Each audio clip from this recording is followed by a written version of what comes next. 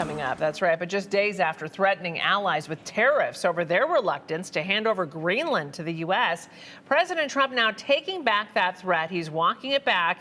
And he now says he and NATO have a framework of a deal over Greenland and security. He says the potential deal will be good for the U.S. and Europe, but hasn't talked to Danish leaders who actually control Greenland. The announcement comes after a fiery speech where he attacked allies, and the European Union halted work on a trade deal it made last year with the U.S.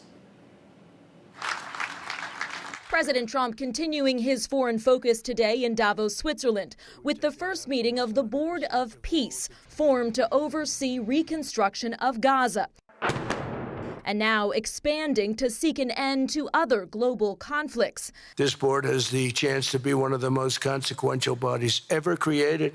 Dozens of world leaders invited to join, including Russian President Vladimir Putin, though some European allies declined over concerns the board could rival the United Nations, all amid that diplomatic dust-up over Greenland, with President Trump now saying he's reached a framework of a future deal with the NATO Secretary General. We have a concept of a deal. I think it's going to be a very good deal for the United States, also for them. While also saying he won't use military force to take over Greenland, a Danish territory. People thought I would use force. I don't have to use force. I don't want to use force. I won't use force.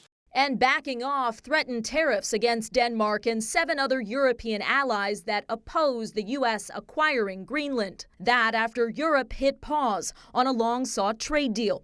President Trump has insisted the U.S. needs Greenland for national security. And now the New York Times, citing 3 senior officials, reports that NATO members discussed the possibility of giving the U.S. sovereignty over small pockets of land to build military bases. The U.S. already has a base in Greenland and broad access to establish more under a Cold War agreement.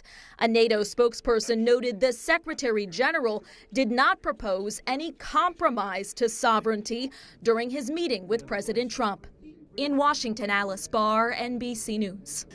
The NATO Secretary General said the question of whether Greenland would remain a Danish territory did not come up in his conversation with President Trump. A NATO spokesperson added negotiations with the U.S., Denmark, and Greenland would continue to ensure Russia and China never gain a foothold in Greenland.